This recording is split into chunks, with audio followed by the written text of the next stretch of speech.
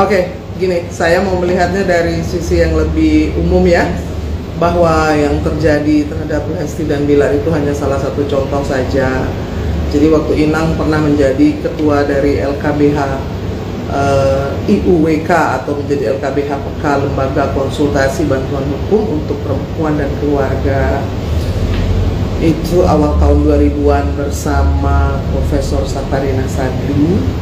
Lalu Inang diminta oleh Ibu Nuke Suwoto Sikendar untuk mengetuai. Nah, laporan yang paling banyak masuk terhadap domestic violence itu memang tinggi, paling tinggi gitu. Jadi urusan KDRT ini paling tinggi. Artinya dari tahun 2000-an, itu 20 tahun yang lalu sampai sekarang itu masih menjadi masalah yang paling besar ya. Karena kita menjadi berbicara soal ini karena kejadiannya terhadap seorang public figure ya kan. Tetapi yang ingin saya sampaikan ada beberapa hal ya kan. Ketika perempuan itu harus memberdayakan perempuan yang lain. Jadi saya percaya bahwa women empowering women itu nomor satu. Lalu yang kedua, menjadi seorang public figure itu kan menjadi panutan juga ya, bahwa ada followers, ada fans yang melihat bagaimana bisa menjadi pelajaran bagi yang lain ya kan. Kita lihat dari sisi KDRT-nya sendiri. Ketika seorang suami atau seorang bapak melakukan kekerasan terhadap istri atau ibu dari anaknya, itu adalah hal yang sebetulnya bisa menjadi pidana. Iya kan? Kenapa? Karena perempuan, apakah dia sebagai istri, sebagai anak, sebagai adik, sebagai manusia, itu dijamin keselamatan dan juga ketentramannya, ya kan? Jadi bicara soal HAM dulu nih, hak azazi manusia, itu hak yang diberikan oleh Tuhan kepada manusia, yaitu hak untuk hidup, hak untuk berbahagia, hak untuk bebas. Nah, kalau dipukuli sampai masuk rumah sakit, itu kan berarti kebahagiaannya direnggut, iya kan? Karena badannya luka. Itu pelanggaran yang sebetulnya dalam kasus pada zaman saya di LKBH itu banyak yang terjadi karena perempuan tidak paham akan hak-haknya ya, bahwa badan kita ini tidak boleh dilukai oleh siapapun. Nah, ada beberapa hal yang bisa dilakukan. Nomor satu, mengadukan kepada keluarga ya kan. Nomor dua, berpisah dengan orang yang menyakitinya sampai ia kemudian bertobat atau berubah kelakuannya. Ketiga, menempuh jalur hukum. Nah, yang namanya ranah hukum ini berurusan dengan polisi, ya kan? Saya melihat hal ini menjadi rancu dan bukan menjadi pelajaran yang baik ketika polisi yang sudah menjalankan tugasnya kemudian dicabut laporannya, seolah-olah polisi hanya dipakai untuk mengancam saja, ya kan? Polisi itu tugasnya berat loh, ya. Dulu TPA itu saya sama Prof Saparina juga tuh yang mendirikan, bahwa perempuan diperiksa oleh Polwan, lalu ada untuk perempuan dan anak khusus. Dan itu tidak main-main. Ketika melaporkan kepada polisi berarti kita sudah menyerahkannya ke ranah hukum, ya kan?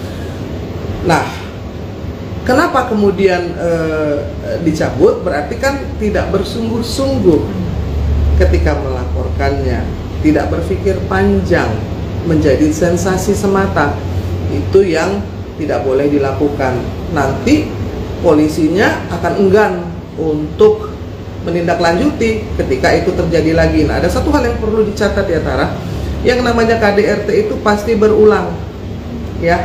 Kalau dibikin perjanjian pakai meterai 20 biji disaksikan 1000 orang pun, itu adalah sesuatu yang tidak bisa dihentikan hanya dengan hitam di atas putih ya. Yang menjadi masalah itu bisa jadi bahaya ketika seorang istri atau perempuan membiarkan dirinya dipukuli, dikasari, dan menganggap itu seperti wajar-wajar saja, karena itu menjadi kebiasaan. Sesuatu yang seharusnya tidak boleh terjadi dianggap sebagai kewajaran, ya. Lalu itu juga tidak baik untuk anak-anak. Tidak baik untuk anak-anak. Ketika kita mau menilai seseorang gitu, oh mungkin dia bisa menjadi seorang bapak yang baik, suami yang baik. Nggak ada yang namanya bapak dan baik atau suami yang baik, itu nggak ada. Yang ada itu adalah dia orang yang baik. Dia harus baik dulu sebagai manusia, sebagai laki-laki. Ketika ia baik sebagai manusia yang sudah paham bahwa dia tidak boleh menyakiti istri atau anaknya, maka dia akan menjadi suami yang baik, akan menjadi bapak yang baik, akan menjadi bos yang baik. Nah, karena suami, bapak, bos, kolega itu hanya predikat, tetapi manusianya itu sendiri yang harus baik, ya kan? Kalau saya melihat dari sisi perempuan, ya, hal seperti itu kan menunjukkan kurangnya respect terhadap institusi kepolisian, ya. Lalu juga dalam hal ini berarti kan tidak menghargai orang-orang yang sudah mendukung bahwa apapun keputusan yang kamu lakukan akan kami dukung.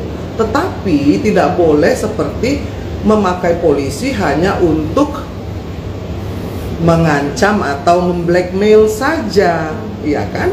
Kalau bisa diselesaikan secara kekeluargaan, ya diselesaikan. Begitu sudah menuju ke ranah publik atau ranah hukum, ada konsekuensinya. Nah, itu konsekuensinya itu yang tidak mau ditanggung, sehingga akhirnya tidak menjadi pembelajaran bagi yang lain. Nah, saya nih selalu melihat dulu, ya, di LKBH itu kalau kemudian terjadi berulang lagi, biasanya perempuannya tuh akan bingung. Terus saya sekarang nih mau apa gitu. Terus ayo sudahlah, terima saja. Nah, itu adalah pattern yang mayoritas. Sebagian besar pattern itu seperti itu. Makanya dalam hal ini kita sebelum melakukan sesuatu itu harus punya tujuan dulu. Misalkan kamu mau melaporkan ke polisi, itu kan harus ada tujuannya, ya kan? Supaya orang yang berbuat salah mendapatkan hukuman yang setimpal, ya dong? Atau supaya dia mau memperbaiki dirinya setelah menjalani hukumannya atau proses itu. Karena kalau tujuannya tidak ada, lebih baik tidak usah lapor ke polisi. Itu yang pertama. Lalu kan juga ada yang namanya konseling. Kamu bisa konseling sebagai suami istri, lalu juga sendiri-sendiri. Karena kalau kita mau menjadi ibu atau bapak, itu kan kita harus selesai dulu dengan diri sendiri, ya kan? Kalau saya melihatnya dalam hal ini banyak sekali perempuan yang tidak memahami tentang self love, ya. Nggak bisa bilang, oh karena saya mencintainya maka saya kemudian memaafkannya, semoga ia akan berubah. Kamu harus mencintai dirimu sendiri dulu. You have to love yourself first, baru kamu bisa mencintai orang lain. Nah, self love itu adalah dengan how do you respect yourself, bagaimana kamu menghargai. Lalu juga ada self esteem namanya, ya, bahwa kamu tahu kamu itu siapa, lalu hak kamu itu apa yang kamu sukai dan apa yang kamu tidak sukai, itu semua harus jelas, ya. Jadi kalau ada keributan, ini kan hanya karena ada public figure sehingga bisa menjadi pembelajaran. Kalau Inang melihatnya, semoga semua perempuan bisa belajar bahwa mereka punya hak terhadap dirinya, untuk mencintai dirinya, untuk tidak ada satupun yang boleh melayangkan, ya, kekerasan. Kalau memang mau berkelahi atau bertikai, bertengkar, itu banyak kok di dalam rumah tangga, di dalam keluarga, kakak adik dengan teman kamu bertengkar, itu biasa. Tetapi pertengkaran itu kan harus ada hasilnya, bahwa oh setelah bertengkar akhirnya kamu tahu apa yang Inang sukai dan apa yang kamu sukai, apa yang saya tidak sukai, apa yang tidak kamu sukai. Kenapa? Supaya tidak terjadi lagi, gitu. Satu hal mengenai KDRT ya, itu 90% akan berulang. Karena itu menjadi satu gangguan psikologis yang orang yang melakukannya itu melihat contoh biasanya. Melihat contoh bagaimana dia di keluarganya. Selalu kan seperti itu, bahwa mungkin dalam keluarganya biasa seperti itu, lalu orang tuanya juga melihat dari orang tuanya lagi, dari orang tuanya lagi. Nah, kita ini harus bisa memutus mata rantai kekerasan itu. Karena kalau tidak diputus, maka itu akan menjadi pattern. Dan anaknya juga akan melihat itu. Jadi kalau ada alasan mempertahankan ya suami yang suka melakukan kekerasan demi anak, maka yang akan jadi korban itu anaknya sendiri. Kenapa Inang? Karena satu, anaknya pasti akan tertekan batin, ya. Lalu dua, ketika anak itu melihat, dia itu akan sedih karena biasanya anak ingin melindungi ibunya, tapi dia biasanya tidak mampu. Dia akan menjadi anak yang penuh dengan fear dan trauma, atau dia akan menjadi anak yang melakukan hal yang sama seperti yang dilakukan bapaknya terhadap ibunya. Itu jadi seperti vicious circle, namanya itu adalah lingkaran kekerasan yang terus berlanjut dan berlanjut dan berlanjut. Kita ini yang harus menghentikannya. Kenapa? Karena perempuan itu adalah sumber dari cinta terhadap anaknya, ya kan? Kalau memang sudah terjadi satu tindakan yang melukai tubuh, melukai hati, mungkin yang di tubuh luka-lukanya sudah sembuh di rumah sakit. Bagaimana dengan mental? Bagaimana dengan batinnya? Itu kan tidak semudah itu. Makanya orang bilang kalau luka di tubuh itu bisa disembuhkan lebih cepat, tapi yang namanya luka batin itu butuh waktu lebih lama gitu. Jadi kalau menurut saya bukan hanya urusan terhadap dua orang sekarang yang sedang dibahas ini saja, tetapi pesan kepada seluruh perempuan itu adalah untuk lebih respect kepada dirinya sendiri, dan kita sesama perempuan itu harus mendukung bahwa kita itu mempunyai hak yang setara sebagai orang tua terhadap anak atau sebagai istri terhadap suami. Jadi itu adalah hal yang tidak mudah ya, karena orang itu punya takaran atau kesabaran yang beda, ya kan? Ada yang kalau disenggol sedikit aja sudah, saya nggak mau lagi ketemu kamu, saya nggak mau kenal lagi gitu. Ada yang sudah dihajar sampai habis-habisan masih tetap terima, dihajar lagi tetap terima, dihajar lagi tetap terima, dan itu akan menjadi kebiasaan. Karena lama-kelamaan perempuan yang dianiaya itu bisa menikmatinya karena kebiasaan. Dia sudah kehilangan self esteem, dia sudah tidak mempunyai self respect, dan yang paling bahaya itu ketika dia tidak memiliki self love lagi. Penyembuhannya seperti apa sih mungkin traumanya, Inang mungkin? Nah, salah satu penyembuhan trauma itu adalah menjauh dari yang membuat dia tidak bahagia itu. Kita yang menentukan sendiri kok, iya kan? Jadi kalau saya menderita depresi atau trauma terhadap sesuatu yang menyakitkan, yang tidak saya sukai, maka saya akan menjauh dari sesuatu yang buruk bagi saya itu. Gitu, bukan bagi orang lain ya. Jadi kan selama ini selalu sebagai perempuan itu banyak alasan, demi orang tua, demi anak-anak, demi keluarga. Nggak bisa kayak gitu. Harus demi hati nurani sendiri. Kan yang menjalani kita, harus demi hati nurani kita, harus demi batin kita, harus demi kesehatan mental kita. Itu dulu. Karena kalau kamu mau jadi anak kamu, mau kamu jadikan anak-anak yang kuat, maka kamu harus jadi perempuan yang kuat dulu. Kalau kamu perempuan yang kuat, maka kamu mau jadi ibu, mau jadi kakak, mau jadi bos, mau jadi apapun, pasti akan menjadi kuat. Karena semua itu hanya predikat. Suami, kakak, adik, istri, pegawai itu predikat. Tetapi sebagai manusia, kamu yang lebih tahu gitu. Apa yang ada dalam hatimu, nuranimu mengatakan apa, lalu juga mentalitas kamu itu terluka atau tidak, batin kamu terluka atau tidak, itu hanya dirimu sendiri yang tahu. Makanya Inang bolak-balik bilang, kenalilah dirimu, baru kamu bisa bahagia. Cintailah dirimu, baru kamu bisa bahagia, dan kamu baru bisa mencintai orang lain. Inang, ini kan untuk pelaku kan diboikot di televisi ya. Menurut Inang sendiri seperti apa? Udah untuk efek jerakah atau seperti apa? Karena kan udah nggak ditahan nih Inang, mungkin seperti apa sih tanggapannya? Jadi itu kan artinya ada hukuman, itu kan ada dua macam ya.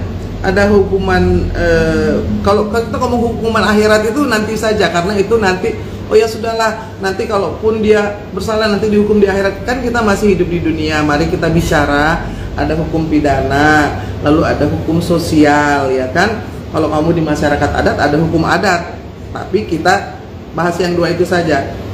Hukum pidana tidak dilanjutkan, ya kan, dicabut. Nah, hukuman atau sanksi etik ya, sanksi etik mungkin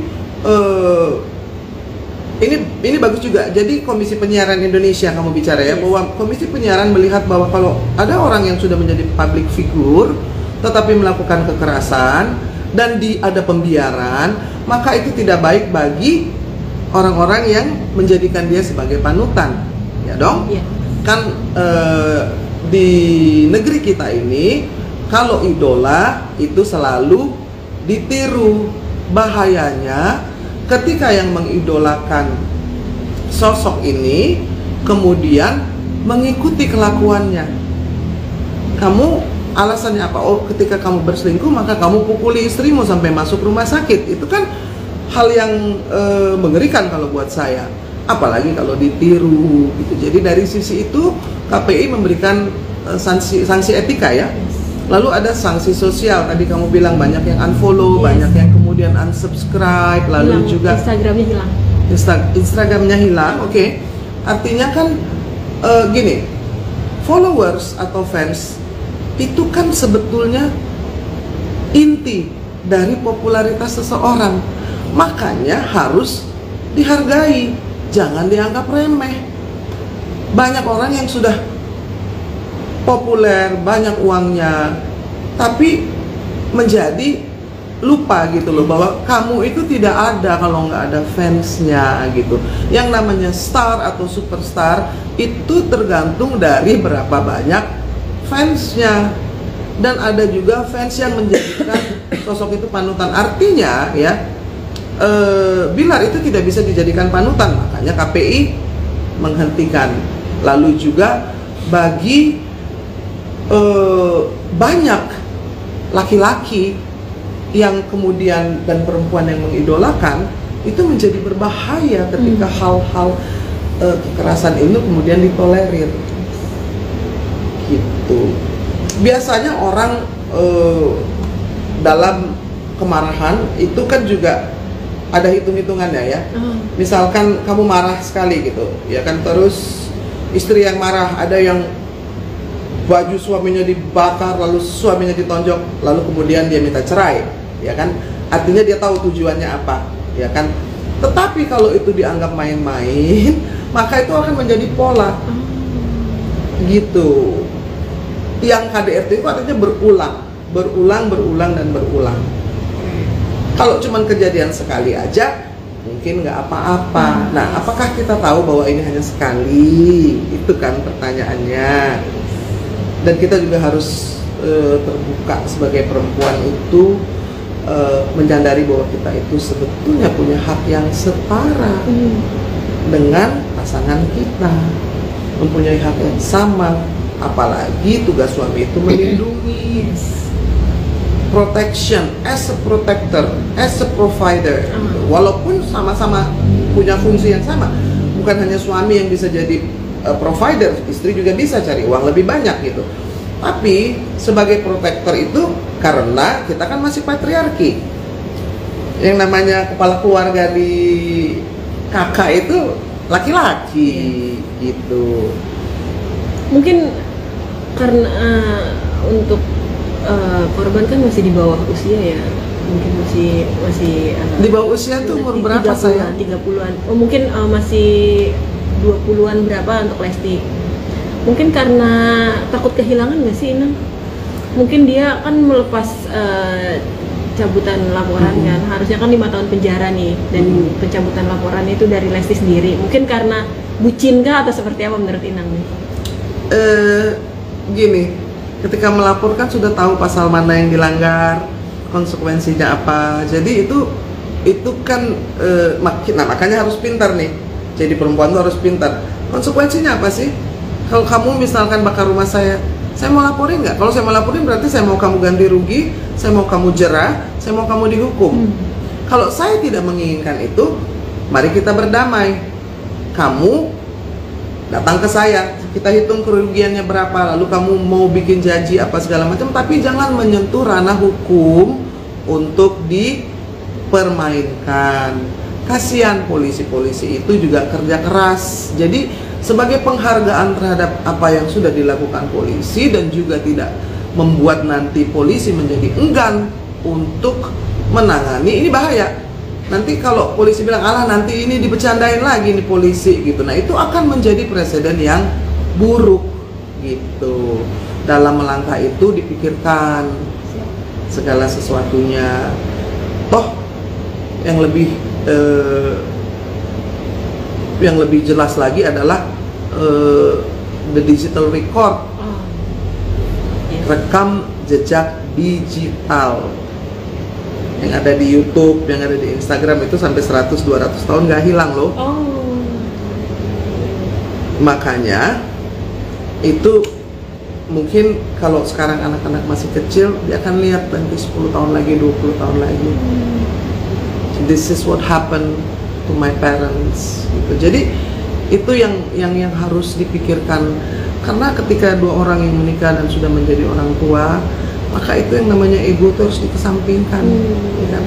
Kalau orang sudah berubah menjadi ibu atau menjadi bapak, maka dia mengutamakan keselamatan dan kebahagiaan anaknya gitu, bukan hanya pamer-pamer, tidak penting bagi anaknya, karena nanti anaknya akan meniru, dan itu tidak baik untuk mental anaknya gitu. Oh, nggak apa-apa saya pukuli nanti perempuan atau istri saya, habis itu saya belikan barang mewah, kan nggak gitu kita hidup. Itu juga satu pelajaran yang mungkin harus bisa dipetik ya dari peristiwa ini, bahwa kebahagiaan itu bukan hanya apa yang ditunjukkan di sosmed. Kebahagiaan itu adalah ketika kamu memahami kamu siapa, kamu tahu apa yang ingin kamu lakukan, kamu bisa memberdayakan diri kamu menjadi lebih baik gitu loh. Bahwa Tara tuh menjadi lebih baik, bukan Tara lebih baik dari Inang atau Tara lebih baik daripada Madonna gitu, enggak, tapi Tara lebih baik dari Tara yang kemarin gitu. To become a better person. Apakah pasangan kamu bisa menjadikan kamu orang yang lebih baik? Itu kan pertanyaan yang harus dijawab oleh diri sendiri. Kembali lagi kepada self love. Gitu loh sayang. Kalau orang berpasangan, apakah dia kekasih, apakah dia tunangan atau suami istri, kan harus bisa mendidik satu sama lain. Kalau sudah tidak bisa dididik lagi, itu lepaskan, karena bisa merusak self esteem and self love. Gitu. Terakhir, ada waktunya perempuan bisa bicara enough is enough. Beneran. Terakhir Inang, mungkin ada pesan buat para wanita-wanita Indonesia. Wanita-wanita Indonesia itu, karena Inang percaya bahwa let's empower woman, ya kan? Perempuan itu harus bisa memberdayakan, membantu dan mendukung perempuan lain untuk menghargai dirinya, menghormati dirinya, mencintai dirinya. Kalau dia sudah bisa mencintai dirinya, baru bisa mencintai orang lain, apakah itu anak, apakah itu suami, apakah itu keluarga. Karena self-esteem, self-love, lalu juga self-actualization itu juga sama pentingnya.